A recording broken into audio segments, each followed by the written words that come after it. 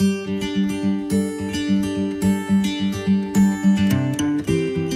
बच्चों, कैसे हो?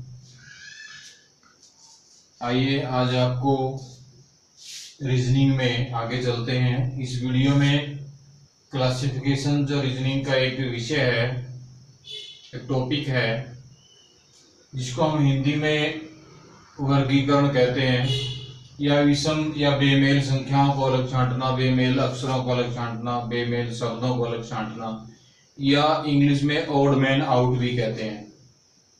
ऑड मैन आउट मतलब जो विचित्र है, बेमेल है, उसको बाहर करिए। तो ये वर्बल क्लासिफिकेशन है, वर्गीकरण जो है वो शाब्दिक वर्गीकरण है।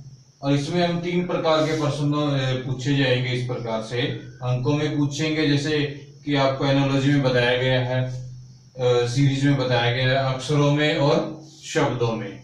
तो 3 तरीके से वर्बल क्लासिफिकेशन में ये सवाल पूछे जा सकते हैं। उदाहरण के लिए एक छोटा सा सवाल आपको बताया गया है, और इस सवाल में पूछा गया है कि प्रश्न में दिए गए 4 अंकों में से 3 अंक किसी न किसी तरीके से एक समान हैं, एक जैसे हैं, एक जैसा संबंध रखते हैं, और उनमें से एक अलग है। चारों में से 3 एक जैसे हैं, एक अलग है। अगर 5 दिए गए हैं, 5 में से 4 एक जैसे हैं, एक अलग है। इस प्रकार से पूछा जाएगा। जो अलग है वही आपका उत्तर है, उसको छांटिए। तो इसलिए ए बी सी डी 4 उत्तर दिए गए हैं, चारों में संख्याएं लिखी गई है, अंक लिखे गए हैं। तो ये अंकों की वर्गीकरण है, अंकों का वर्गीकरण है, क्लासिफिकेशन है। जिस तरीके से इसमें 16 है, 25 है, 29 है और 36 है। अंकों में अगर हम देखें, ध्यान से अगर देख पाए, वे किसी न किसी तरीके से 3 अंक एक जैसे हैं।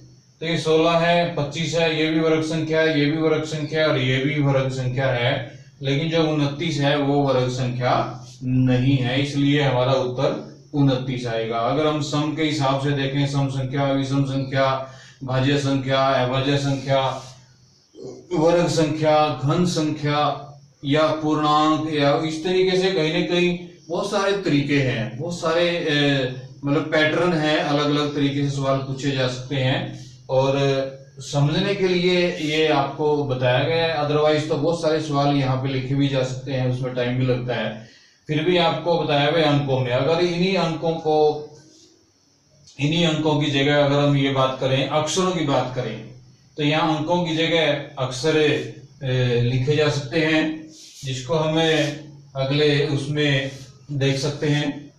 अक्षरों के बारे में कहें भाई, अक्षरों का जो समूह है ABCD, उसके बारे में सवाल पूछे जा सकते हैं। इसी तरीके से शब्दों के बारे में सवाल पूछे जा सकते हैं। हम अभी आपको अक्षरों के बारे में बताएंगे। बच्चों, अगर हम अगले प्रश्न के बारे में देखें, अक्षरों के बारे में भी प्रश्न इसी तरीके से पूछा जाएगा, जिस तरीके से अंकों के बारे में पूछा जाता है। इसमें अंकों की बजाय अक्षरों के बारे में पूछ लिया जाएगा। अब अक्षर जो अल्फाबेट्स है, ABCD है, ABCD में A to Z जो लेटर्स है, उसके बारे में कहीं न कहीं उनका ग्रुप बना के, जिस तरीके से इसमें दिया गया है भाई, जो PQR है, एक STU है, और C का LNO है, और D का GHI है। तो ये 4 शब्द अक्षर दिए गए हैं, अक्षरों का समूह दिया गया है। इसमें से 3 अक्षरों का जो समूह है किसी न किसी तरीके से एक जैसा संबंध रखता है, और 1 अक्षरों का समूह है जो अलग है। उस बेमेल को हमने छांटना है। हम उसी तरीके से देखेंगे, जैसे एनालॉजी में देखते हैं, या कोडिंग डिकोडिंग में भी देखते हैं भाई, इसमें गैप है, या किस तरीके से A के बाद B है, B के बाद C है, 2-2 का गैप है, 3-3 का गैप है। लेकिन यहाँ पर हम देख पा रहे हैं PQR ये तीनों लगातार है, STU ये तीनों लगातार अक्षर है, LNO है, L के बाद M आता है, फिर N आता है, इसलिए इसमें M गायब है, और GHI ये भी तीनों लगातार है। इसलिए हम कहेंगे भाई जो C ऑप्शन है ये इनसे मेल नहीं खाता, ये तीनों एक तरीके से एक जैसे हैं और ये अलग है, ये ओड है। तो इसलिए मतलब इसको अक्षरों में भी पूछा जा सकता है। और उसी तरीके से इसी सवाल को अगर हम कहें भाई शब्दों में, भाई 4 शब्द दिए गए हैं आपके सामने, उसमें चारों में से 3 शब्द किसी न किसी एक तरीके से संबंध रखते हैं, एक जैसे हैं, और एक अलग है, अलग को आपने छांटना है। तो हम देखेंगे जैसे आलू है, टमाटर है, गाजर है, प्याज है, इसमें आलू, टमाटर, गाजर, प्याज चारों सब्जियों से संबंधित है।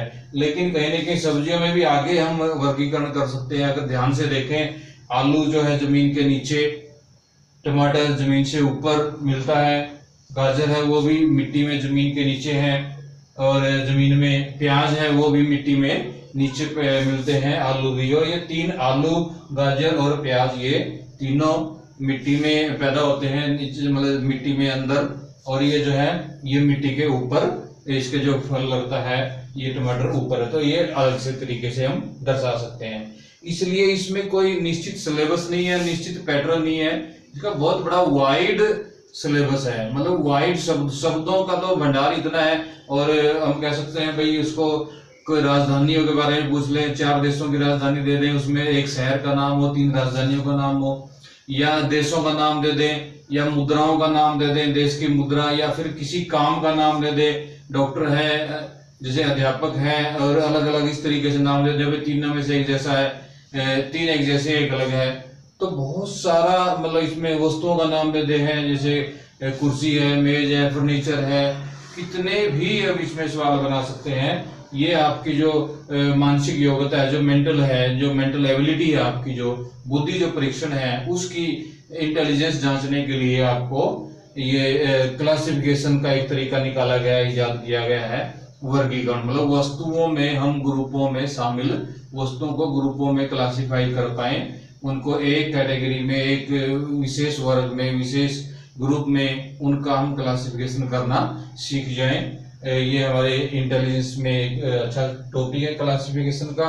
और आम जीवन में भी हम इस तरीके से क्लासिफिकेशन करते रहते हैं, भाई ये हमारे परिवार के हैं, दूसरे परिवार के हैं, ये हमारे गांव के हैं, दूसरे गांव के हैं, ये शिक्षा से संबंधित है, ये खेती बाड़ी से संबंधित है, ये एग्रीकल्चर से संबंधित है। मतलब जिस अलग अलग तरीके से बहुत सारे सवाल इसमें से बन सकते हैं। आपको समझाने के लिए सिर्फ ये 2 या 3 उदाहरण हमने आपको दिए हैं क्लासिफिकेशन में। इसमें से बहुत सारे प्रश्न आप खुद भी बना सकते हैं। और किताबों में अगर मटेरियल दिया गया है, बहुत सारा मटेरियल दिया जाता है, वो लंबे लंबे सवाल, मतलब इसमें काफी सारी लंबी लिस्ट दी जाती है शब्दों की, तो इसमें क्लासिफिकेशन करना हम सीखेंगे। और मैं समझता हूँ आप जो इसके अभ्यास के प्रश्न है वो अच्छे से कर पाएंगे। इसमें ज्यादा कोई फार्मूला लगाने की भी जरूरत नहीं है, या कोई पैटर्न लगाने की भी जरूरत नहीं है। ये एक समझ का विषय है। जितना ज्यादा आप समझ रखेंगे, ज्यादा से ज्यादा नॉलेज रखेंगे, ज्ञान रखेंगे, शब्दों का भंडार रखेंगे, तो उतना ही जल्दी आप इनके उत्तर दे पाएंगे। इसी के साथ आज का ये क्लासिफिकेशन का जो टॉपिक है वर्बल का, यहीं पे हम समाप्त करते हैं। उम्मीद करते हैं आप अभ्यास से और अच्छा इसमें सीखेंगे। अगले जो नॉन वर्बल के लिए आप देखते रहिए, अगली वीडियो में आपको नॉन वर्बल के बारे में बताया जाएगा। धन्यवाद।